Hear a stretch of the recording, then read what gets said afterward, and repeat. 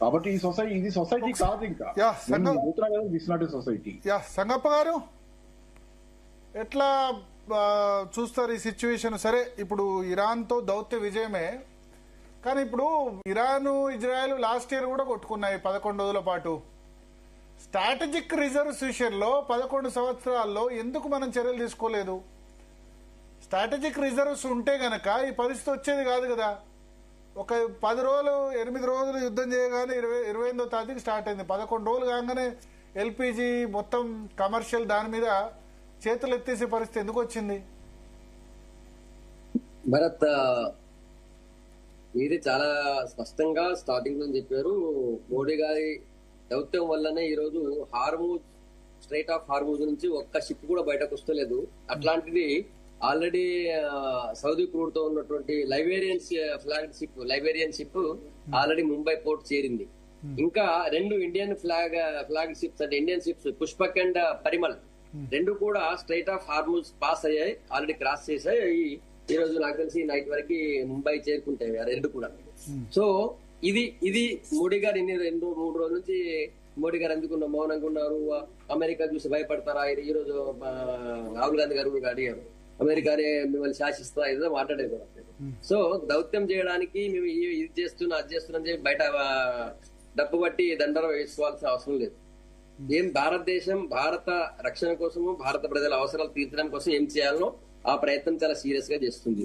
అయినా కూడా చాలా విషయాల్ని ఇప్పుడు పాపారావు గారు చెప్పారు. కొన్ని విషయాలు సార్ మీరు చాలా విషయాలు స్పష్టంగా చెప్పారు. మనం 60% ఆఫ్ గ్యాస్ మనం బయట నుంచి ఇంపోర్ట్ చేసుకుంటాం, ముఖ్యంగా స్పెషల్లీ అది ఖతార్ నుంచి.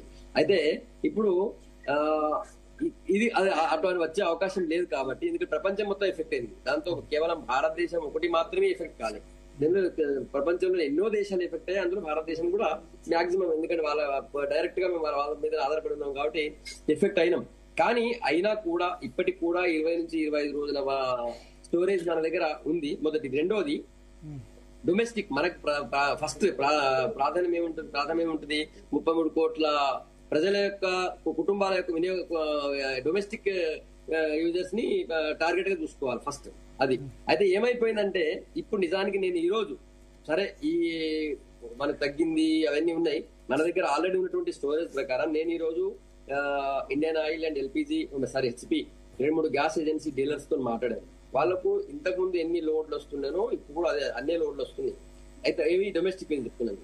అయితే పబ్లిక్ ప్యానిక్ అయిపోయారు. నిజంగా ఇప్పుడు రేపు గ్యాస్ దొరకది అన్నటువంటి ఒక భయం ఒకటి ఆల్రెడీ వచ్చేసింది. కాబట్టి దాంతో ఏమైపోయింది, ఈ కమర్షియల్ గ్యాస్ బంద్ చేయగానే, కమర్షియల్ గ్యాస్ తగ్గించగానే కమర్షియల్ వాళ్ళందరూ డొమెస్టిక్ మీద పడితే మన పరిస్థితి ఏంది? మనం కూడా ఆగిపోతాం భయంతో. ప్రజలు అందరూ కూడా ఓవర్గా అప్పుడు ఇప్పటికిప్పుడు నీడ్ ఉన్నా లేకపోయినా కూడా బుక్ చేసే పరిస్థితి వస్తుంది. నేను ఒక డీలర్ తో మాట్లాడితే వాళ్ళకి ఎవ్రీడే 9,000 సిలిండర్లకి వాళ్ళకి ఎవ్రీడే డిమాండ్ ఉంటుంది, బుకింగ్స్ వస్తాయి.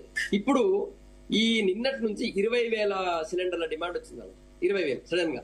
అంటే 20,000 అవసరం లేదు వాళ్ళకి, 9,000 సరిపోతాయి. ఎందుకంటే రెగ్యులర్ గా 2 రోజుల కోసం ఇస్తారు కాబట్టి సరిపోతాయి. కానీ అయిపోతే ఎట్లా? మళ్ళీ మాకు దొరకదే భయంతో చాలా మంది బుక్ చేసుకున్నారు. సరే, బుక్ చేసుకున్నా కూడా వీళ్ళు కొంతమందికి ఎవరైతే బుక్ చేసుకున్నారో వాళ్ళ దగ్గర తీసుకెళ్తే వాళ్ళ దగ్గర ఎంటీ సిలిండర్ లేదు, ఆల్రెడీ ఉంది. కానీ 20 రోజులు పడుతుందో 15 రోజులు పడుతుందో అని చెప్పి వాళ్ళు బుక్ చేశారు. బుక్ చేయగానే కమర్షియల్ సిలిండర్ రెడీ ఉంది, ఇస్తలేరు.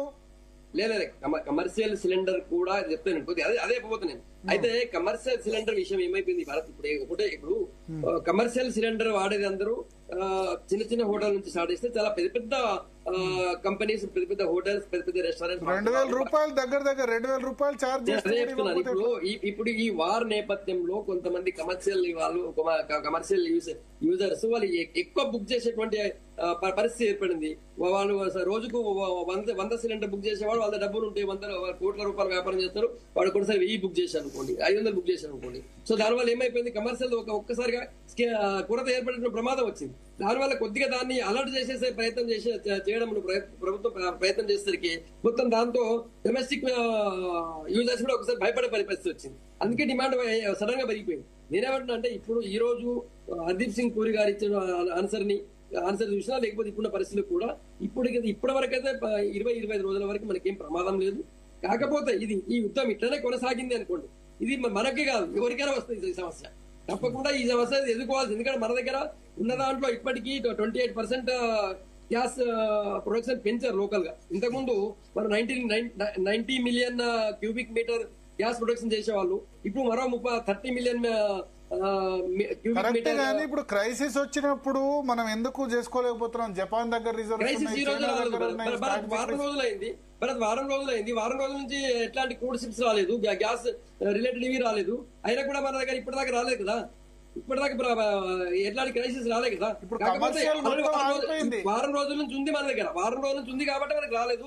ఇంకా 20 days ఉంది. కాకపోతే ఏంటంటే ముందు జాగ్రత్త కొద్దిగా కమర్షియల్ ట్రేడ్ చేసేటువంటి ప్రయత్నం చేసేసరికి ఒక్కసారి దేశంలో ప్యానిక్ ఏర్పడింది. ఇప్పుడు మీరు సార్ వెరీ సింపుల్ చెప్తా ఒకటి భరత్, ఇంతకు ముందు ₹1 లేదా ₹2 పెట్రోల్ పెరుగుతుంది రేపటి నుంచి అని వార్త రాగానే అన్ని పెట్రోల్ పంపులలో పోయి అందరూ పోయి అక్కడ పోయి లైన్ కట్టేవాళ్ళం. మనందరం కూడా కట్టాము.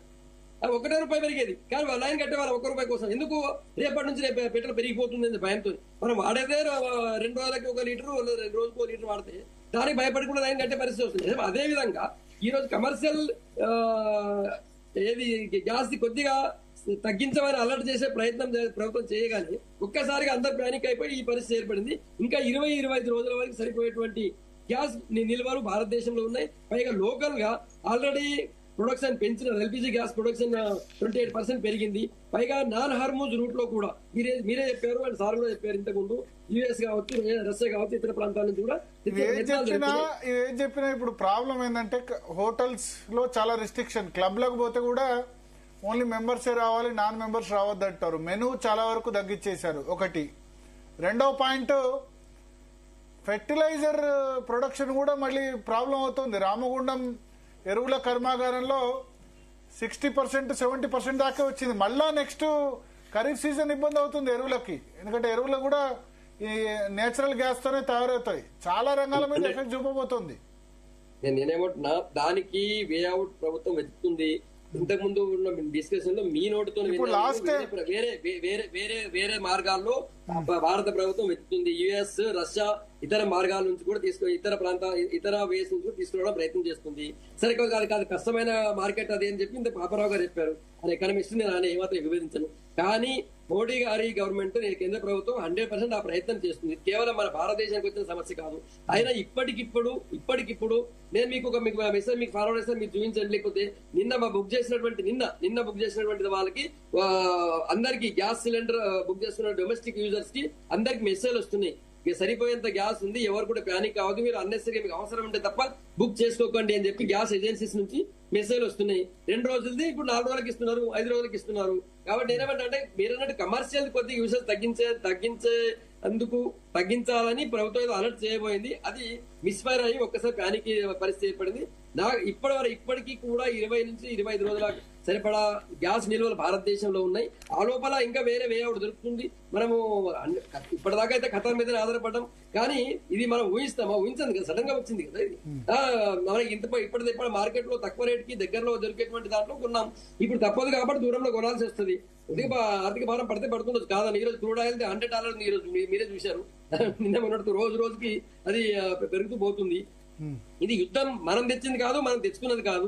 అది ఎక్కడో 2 దేశాల మధ్య వచ్చింది. కాకపోతే మనం వాళ్ళ మీద ఆధారపడి ఉన్నాం కాబట్టి ఆ ప్రోడక్ట్ ఆ ఉత్పత్తి మీద తప్పదు కొన్ని భరించాలి. కానీ ఇప్పటి వరకైతే భారత ప్రభుత్వం డొమెస్టిక్ యూజర్స్ కి ఇబ్బంది కాకుండా ప్రయత్నం చేస్తుంది. కమర్షియల్స్ కూడా హాస్పిటల్స్ కి ఎక్కడ కూడా ఆపిన పరిస్థితి లేదు. కేవలం కావాలని ఒక ప్యానిక్ సిచ్యువేషన్ క్రియేట్ అవుతుంది. సోషల్ మీడియాలో ఇది ఒక ఏమంటే దానికి ఒక అపోహ, భయాందోళన క్రియేట్ చేసే ప్రయత్నం జరుగుతుంది. హాస్పిటల్స్ గానీ లేకపోతే ఎమర్జెన్సీ వాటికి కానీ ఇక్కడ ఆపే పరిస్థితి లేదు, అందరికీ దొరుకుతుంది. ఈ ప్యానిక్ ని మరింత కొంతమంది ప్యానిక్ వల్ల కొంతమంది లేదా కావాలని కమర్షియల్ ఏమంటే దానికి లాభం చేసుకోవాలని చెప్పి కొంతమంది ఆర్టిఫిషియల్ క్రైసిస్ క్రియేట్ చేస్తున్నారు. అది కరెక్ట్ కాదని నేను చెప్తున్నాను. చరణ్ కౌశిక్ గారు ఏమంటారు సార్? ఇక్కడ ప్రధానంగా దౌత్య విజయం కాదా?